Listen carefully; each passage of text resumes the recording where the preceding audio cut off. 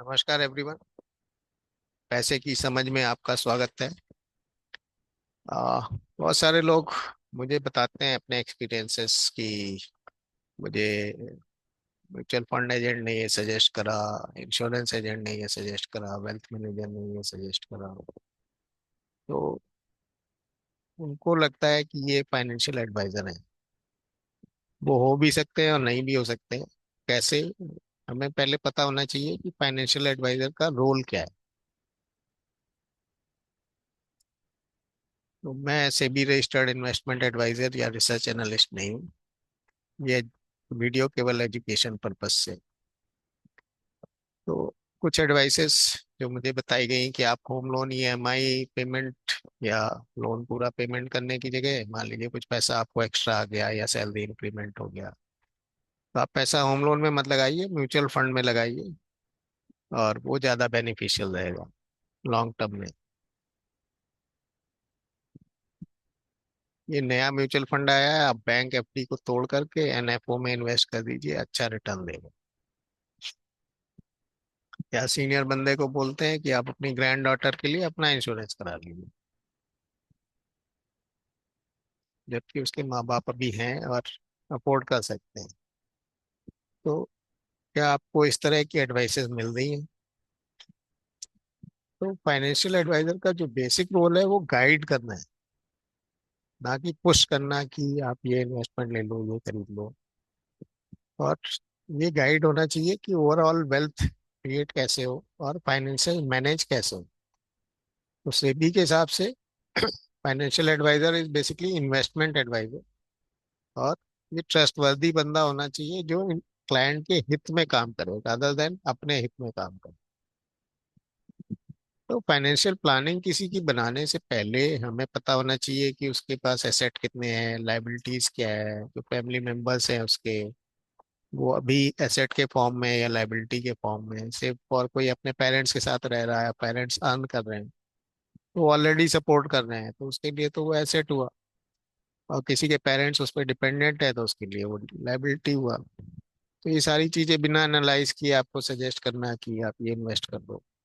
फिर चेक करना कि आपकी इनकम कितनी है, आप कितना सेव कर पा रहे हैं, आपके एक्सपेंसेस क्या हैं, और कुछ अननेसेसरी एक्सपेंसेस है तो वो सजेस्ट करना कि आप उसको कम करिए।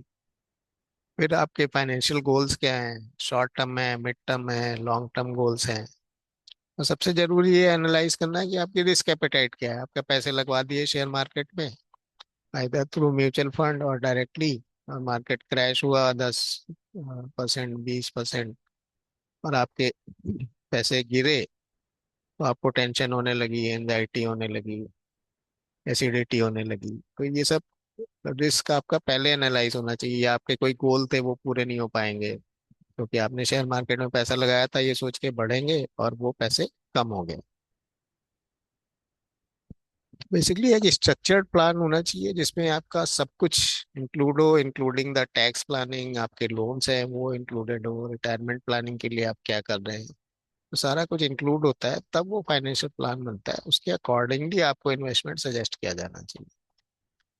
और कोई भी इन्वेस्टमेंट से पहले आपका रिस्क मैनेजमेंट होता है, तो पहले आपके पास इमरजेंसी फंड होना चाहिए, वो चेक करा फाइनेंशियल एडवाइजर ने कि नहीं करा, आपसे पूछा ही नहीं। आपसे ये अगर मैं म्यूचुअल फंड बेचने आया तो मैं ये नहीं पूछ रहा कि आपका इंश्योरेंस हुआ है कि नहीं है, आपका हेल्थ इंश्योरेंस सफिशिएंट है कि नहीं है, लाइफ इंश्योरेंस सफिशिएंट है कि नहीं है। तो लाइफ इंश्योरेंस क्यों चाहिए? क्योंकि अगर आपको कुछ होता है या किसी भी पर्सन को कुछ होता है, उसके जो डिपेंडेंट्स हैं, उसकी वाइफ, उसके बच्चे, उनको पैसे के लिए किसी के आगे हाथ ना फैलाना पड़े। तो ये सारा कुछ फाइनेंशियल एडवाइजर ने पूछा है कि नहीं पूछा आपसे।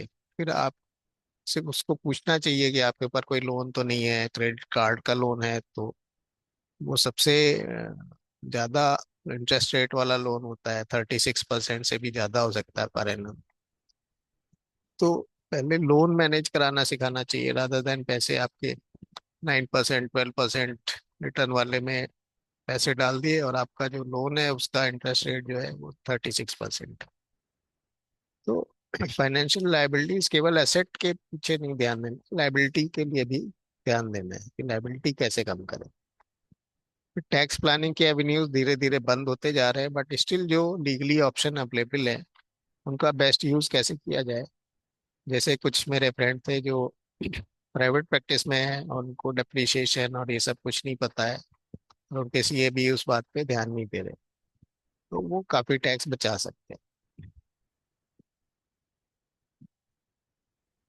फिर आता है कि जब आपने सारा कुछ एनालाइज कर लिया, उस बंदे का प्रोफाइल चेक कर लिया, तब आपको सजेस्ट करना है या आपके एडवाइजर को सजेस्ट करना है कि आप कैसे इन्वेस्ट करें। और इन्वेस्टमेंट डाइवर्सिफाई होना चाहिए, एक ही जगह सारा पैसा नहीं लगाना चाहिए कि कुछ गड़बड़ हुई तो वो पैसा डूब गया। और एवरी ईयर जो है आपका पोर्टफोलियो चेक होना चाहिए। मैंने देखे हैं, मुझे बहुत लोगों ने शेयर किए हैं अपने म्यूचुअल फंड पोर्टफोलियोज जो सालों से रखे हुए हैं और वो नेगेटिव रिटर्न दे रहे हैं या अप्रोप्रिएट रिटर्न नहीं दे रहे, बट वो रखे हुए हैं क्योंकि वो किसी इन्वेस्टमेंट एडवाइजर ने सजेस्ट करे थे या म्यूचुअल फंड एजेंट ने सजेस्ट करे थे, और उनका कोई एनालिसिस नहीं है कि अगर यार ये 2 साल से खराब परफॉर्म कर रहा है तो इसको हटा के पैसा मैं कहीं और लगा दूं। उनके पास टाइम नहीं है, और वो जो एडवाइजर है उसके पास भी टाइम नहीं है, वो नए प्रोडक्ट बेचने में लगा हुआ है। फिर बिल जो है वो शायद ही कुछ फाइनेंशियल एडवाइजर सजेस्ट करते हैं। आपके पास कोई भी प्रॉपर्टी है तो आपका बिल होना बहुत जरूरी है, नहीं तो बाद में जो हायरर होते हैं, जो लीगल हायर है, उनको प्रॉब्लम होती है उसको ट्रांसफर करने में। कुछ स्टेट्स में तो बहुत ज्यादा डिफिकल्टी है। तो बेसिकली प्लान करना कि आपकी वेल्थ कैसे नेक्स्ट जनरेशन को जाएगी और उसमें लीगल कॉम्प्लिकेशन कम से कम हो। बिहेवियर फाइनेंस एक बहुत बड़ा टॉपिक है, क्योंकि आदमी जो भी डिसीजन लेता है वो अपने बिहेवियर की वजह से लेता है, और ये जो डिसीजंस हैं वो आपके लाइफ बिगाड़ भी सकते हैं और बना भी सकते हैं। तो कोई भी इम्पल्सिव डिसीजन गुस्से में, डर से या आउट ऑफ ग्रीड जब आप लेते हैं तो आपका नुकसान होने के चांसेस ज्यादा रहते हैं। तो लॉजिकल डिसीजंस होने चाहिए रादर देन जस्ट कि दिल में ये आया है ये शेयर ले लेते हैं, तो वैसा नहीं होना चाहिए। फिर क्लाइंट एजुकेशन, जिस पे मैं सबसे ज्यादा बिलीव करता हूँ, क्योंकि फाइनेंस जो हम लोग पर्सनल फाइनेंस है वो बहुत सिंपल है, और आप थोड़ा भी ध्यान देंगे तो विद इन 1 ईयर आप अपना पैसा मैनेज करना खुद सीख जाएंगे। कोई बहुत बड़ी रॉकेट साइंस नहीं है। तो ये उसका काम है इन्वेस्टमेंट एडवाइजर को कि आपको एजुकेट करे और आपका लॉन्ग टर्म वेल्थ बिल्डिंग की स्ट्रेटजीज बनाए। Ideally financial adviser must be fee based, उसकी अपनी फीस होनी चाहिए। और अगर वो प्रोडक्ट सेल कर रहा है तो सेबी के हिसाब से अलाउड नहीं है कि investment adviser can not sell the products. तो अगर वो प्रोडक्ट सेलर है तो वो कमीशन पे डिपेंडेंट है। और अधिकतर लोग कमीशन वाला रूट इसलिए अपनाते हैं क्योंकि कमीशन में उनको इनकम बहुत ज्यादा है, लाखों रुपए इनकम है। अगले अगर 20-30 साल वो बंदा आपके साथ जुड़ा है तो काफी इनकम है।